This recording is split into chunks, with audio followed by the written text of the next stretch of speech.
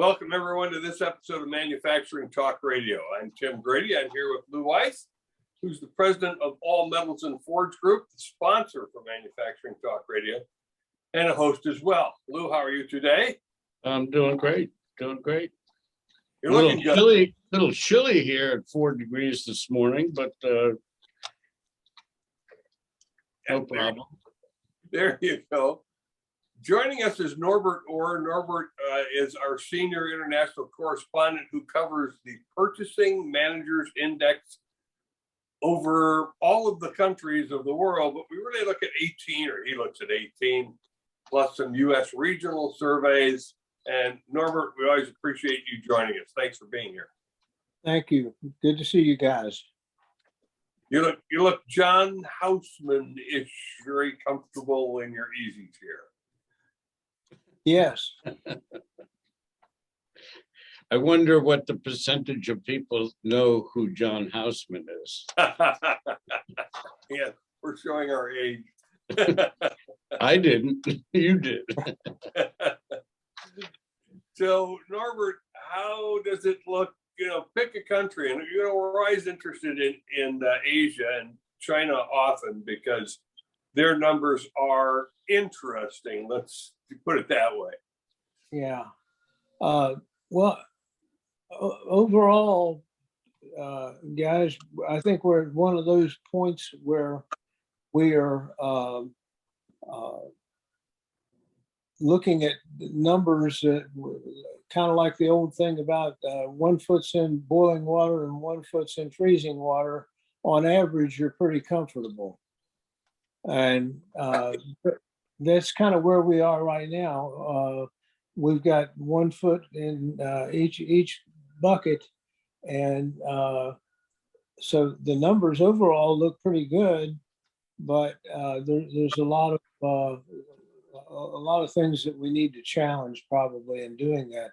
The first one that I would challenge is we saw a large drop off during the month of new orders from most markets.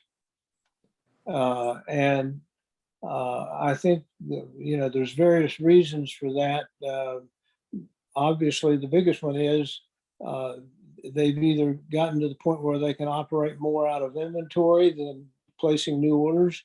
I'm sure at these prices, nobody wants to build inventory, but also at these prices, they're afraid not to build inventory. So I think that's a real challenge for manufacturers going forward. And it looks to be pretty much across the board. Let me run down some countries for you. Well, do that, Norbert. Let me just interrupt you for a second and ask your cameraman to tilt your camera down a little bit. So there we go. I will have to get him a tripod. Thank you, Tim. The first one I look at is South Korea. And South Korea has dropped over the last 6 months to it's kind of changed trend to where it's just growing slightly, where it was growing fairly well from that. We have Canada. Canada is at 56.5, not as good as we're doing in the US at 58.7, but Canada tracks very well with the US. Usually a couple of points lower, but they thrive on when our market does well, they do well. Germany is at 57.4. That's the third month in a row that Germany has been in the 57 range. The fourth month was at 58. Then it jumps up. So we've seen a step change in the last 6 months. To where things are not growing as quickly as they were for the first half of 21. The Eurozone came in at 58. So that means Germany's carrying, Germany usually winds up carrying the Eurozone the way we wind up carrying the North America and this region determines what's going to happen for us. Then we look at China, and the CFLP index, which is the China Federation of Logistics and Purchasing, the official government index, came in at 50.3, up from 50.1. Next, 49.2, down from 49.6. So China seems like they never have a large boom and they never have a big bust, either one, and that's a difficult position to be in. But I do often question the numbers coming from China, how well they're. No doubt. Lou, you look like you're just itching to ask a question here. So, Well, China has been, for the most part, their numbers haven't been believed for decades. So, and they are having their problems, their other cultural problems. So it's really, they're one of the top 3 countries in the world, but they're as screwed up as everybody else. So, but I was looking at Mexico and Brazil. I like Brazil.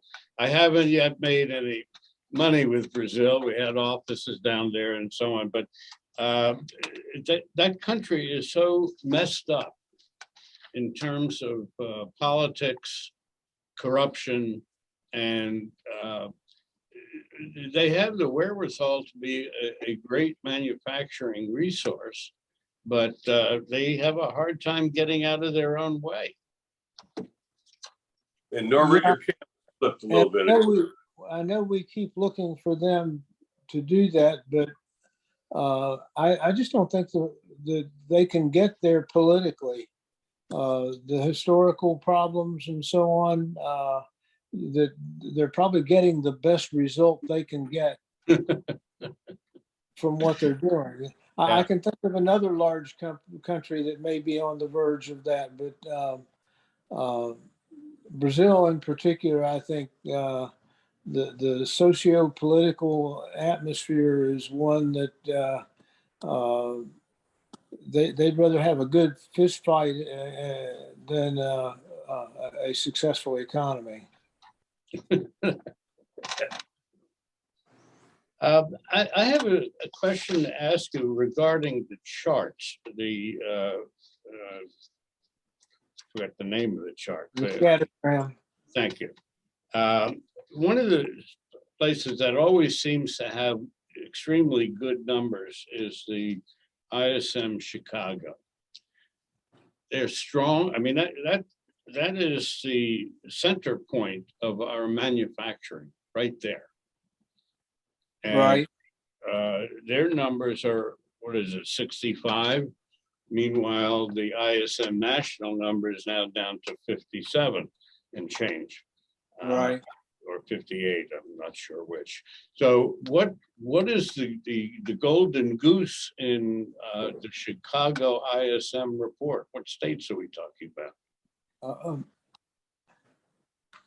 I think you take and draw a circle around Chicago, about 90 miles out, and that's really the area for that report. Got it. It's and I base that on, that's where the membership of the Chicago affiliate comes from. Right. So it would be natural that we would figure that out. The big reason though is Chicago is 65% manufacturing and 35% services. So I always assume that the services business in Chicago is typically very strong. And so it's pushing that number higher from the services side than from manufacturing. Uh, for a long time, I tried to get them to consider going back to taking services out of it. But once you've gone down the path with an index like this, you negate the power of it if you start playing with it. Got it. Got it. Well, it's something that our listeners should read this report and read your graph. It gives them a good idea where the business is coming from or not coming from. I've been using these reports for years, and I find them to be tremendously accurate.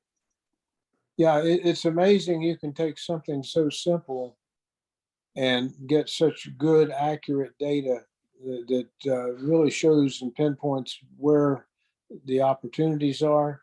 The scattergram has been has moved from a very erratic process in recent years to a much better predictor, because all of the economies are doing about the same thing.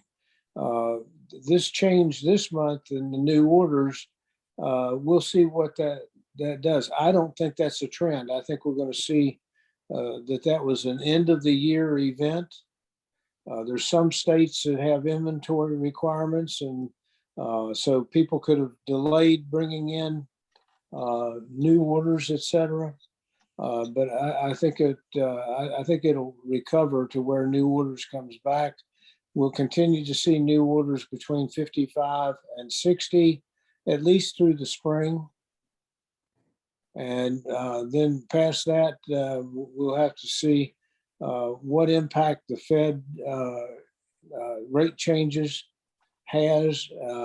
That usually is a very slow process to see that slow down the economy, which is what it's going to do. So we'll continue to follow Chicago closely there. I would call your attention to the UK. I'm just so impressed. They're still at 57.9, which is very close to where the US is. And the UK before that was 58.1, 57.8, 57.1. Those were just really marvelous numbers coming out of Brexit. UK has yet to have a bad month following Brexit. So it tells me it was certainly the right thing to do. There's another number that I go by to be able to sort of predict the future, and that's the machine tool orders. Right. And they come out, that association comes out 2 months late every month. Right. But they're predicting what basically is going to be happening in 6 months. So it's really 4 months later. And you've got a pretty good idea when people are starting to buy tooling for manufacturing. It's a 4 to 6 month process to get the goods out the door from the design of the product, of the part. Right. That's a number I watch very closely. How do you relate that to capital spending? Well, if somebody is going to be building tooling to make particular parts and so on, some of those parts are going into capital spending ventures. I couldn't tell you the percentage of that, but tooling in general really encompasses many different industries, from aerospace to marine to oil and gas, and it encompasses a very broad sector of manufacturing. Right, and the offset in manufacturing is if they are buying additional tooling. If they are making capital investments, that means they feel good about the economy. Right. And so that's a big positive as far as I'm concerned, because I look at tooling is a piece of capital investment, but there's a whole lot more to it, obviously, than just the tool that where people are investing, particularly right now. Just one other point with regards to that, because we didn't mention it. I don't remember the exact number, but they are 4 months in a row beating each month for the last 4 months, and it's like in the 60s. It's a Right. terrific number. So feel good about what's coming in 4 or 5 months. Right, and I think the message there is profitability is good. You know, we don't ask about profits in any of our questions globally, but the reality is that for capital spending to be good, profitability, you know, I look at it, I see things like advertising, companies that you don't typically see advertising. If business is good and they've got profits, that they wind up investing in advertising in markets that they wouldn't have touched otherwise. But it's the same thing with all of capital investment. It's encouraging people to take part of the profits that they're making and reinvest it in their markets. Norbert, I found the scattergram particularly interesting this month and unusual because it showed a clustering towards the center. There's 4 quadrants, and of course there's a center point of those 4 quadrants. And as I looked at it from prior months and this month, it looked like all of the starlings were headed to the same landing spot, other than a few outliers. Right. And that's true. It kind of looks like, I always think of it in terms of, I used to shoot a bow and arrow a good bit. And it looks like I liked the target to look, everything clustered toward the center. And so I think that's a real positive. And what we now need to watch for, Tim, is that starts to disperse.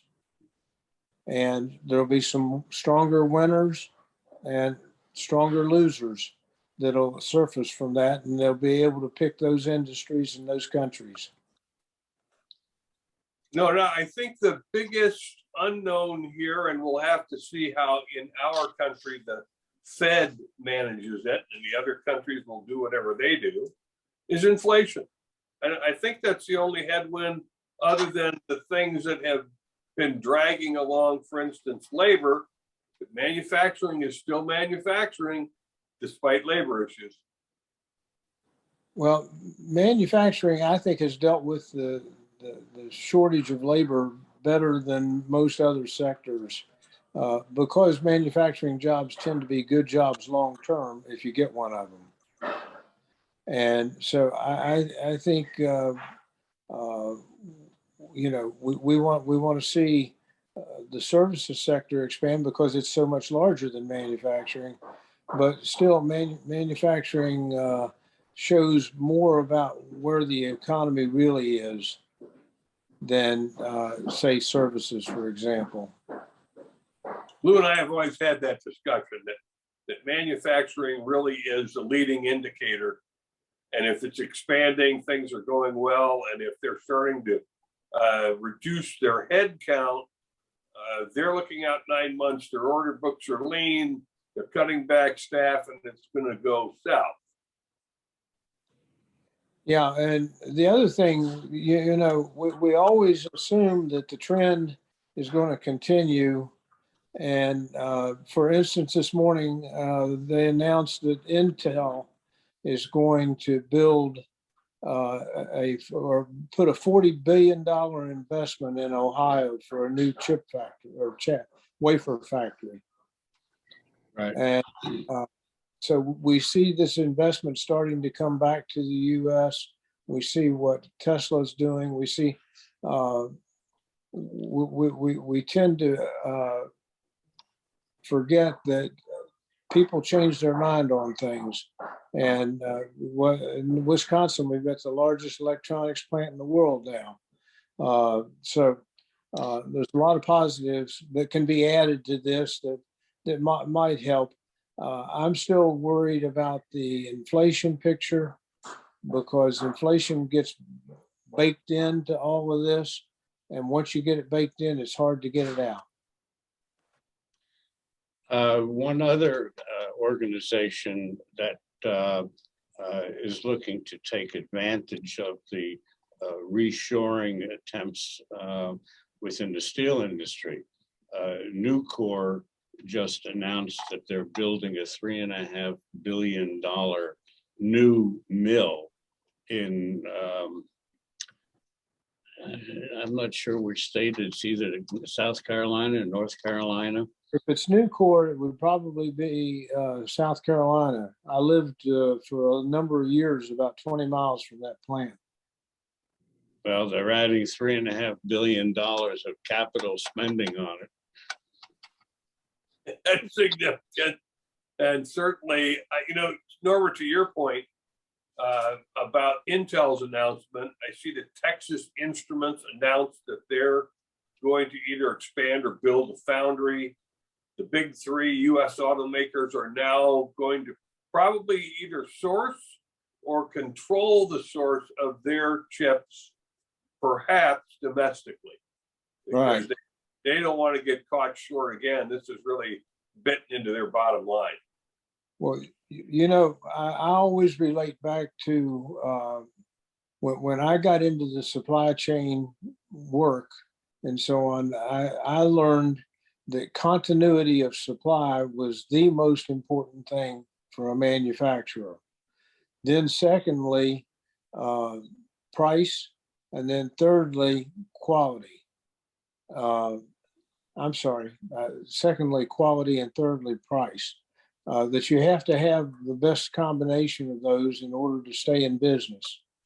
And I think that's what we're seeing a lot of now is continuity of supply with what people have experienced offshoring.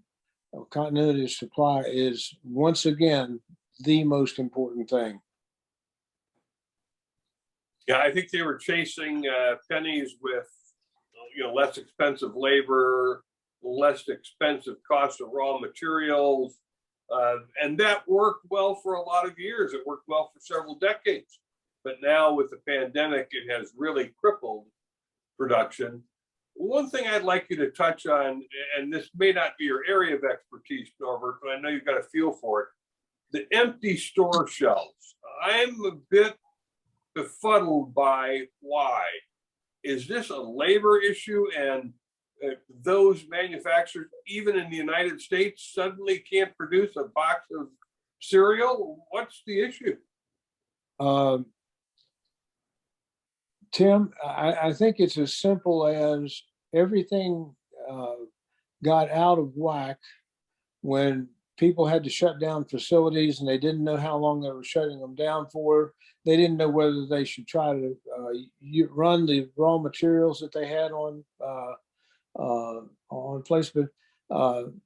So happened I made a trip to the grocery store with my wife a couple of weeks ago, and we were looking at breakfast cereals, and breakfast cereals in particular, Rice Krispie treats, because she makes treats out of it for the grandchildren. And Rice Krispie treats were the only cereal that was out of stock. And we went to 4 different stores, and they were the only ones out of stock at all 4 stores. So something in the supply chain, either lack of personnel or something caused them more problems than others. And I think that's what you'd find is there were little snags here and there that individually they're not much, but collectively a big difference.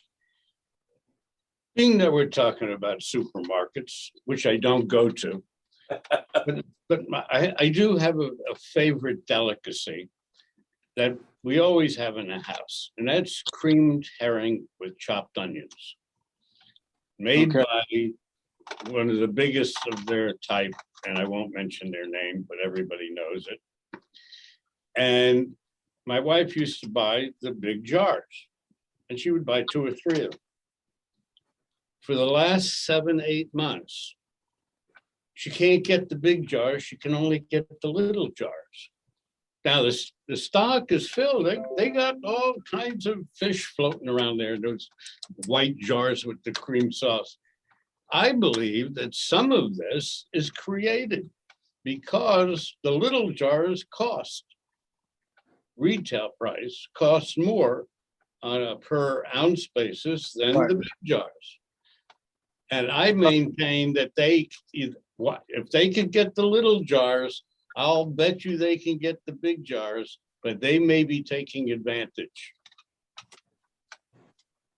I rest my case. That may well be the case. I would probably defend their honor a little bit and say they're trying to work through. Obviously, you want to run product with the highest margin. Right.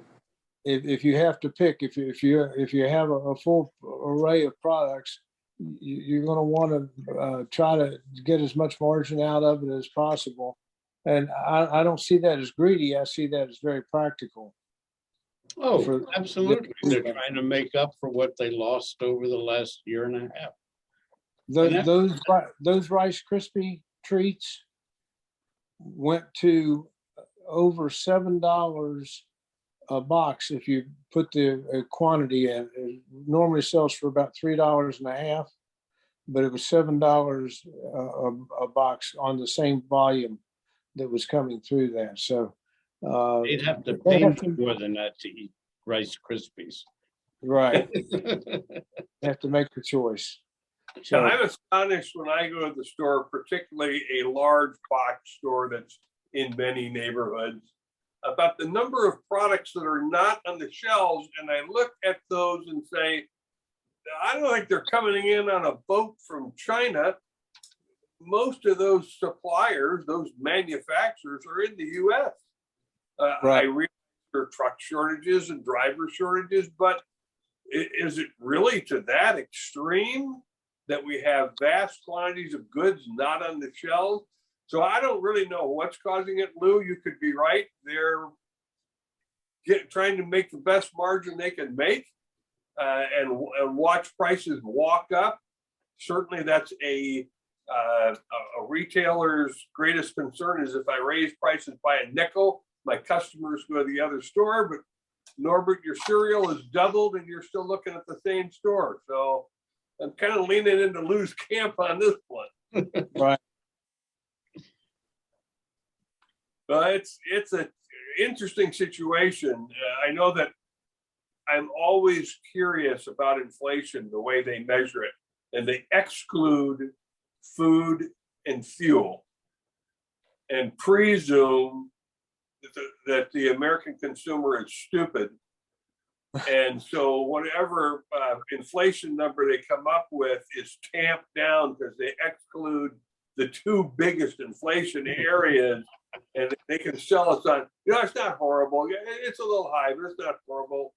If they'd have put those 2 in, the inflation would have been double the number. Right. Close to 15% and 15%. Well, that's what makes the supply chain so interesting for those of us involved in it. There's always a new story each month, and certainly the story this month adds probably more confusion than anything else. I can believe that. I don't mind being confused as long as the backlog numbers are good. We should remember that, Lou. Okay. Well, Norbert, we appreciate you joining us and sharing this information with our listeners. We also have it in our Manufacturing Outlook eZine, which is about to be published digitally. and you can find it at manufacturingoutlook.com. We encourage you to go and read it. And Norbert, as always, thanks for joining. My pleasure. Thanks, guys. Bye-bye. Thank you, Norbert. Be well. Yeah. Always a report, Lou. Always an interesting discussion with Norbert. He touches on a lot of places that most people don't look at as they look, because they're not focused globally. They're focused, as politicians would say, locally. All politics is local. All manufacturing is local. That's what they say. That's what they say. So, all righty, Tim, we'll be talking to you. And thanks everyone for listening to this episode of Manufacturing Talk Radio.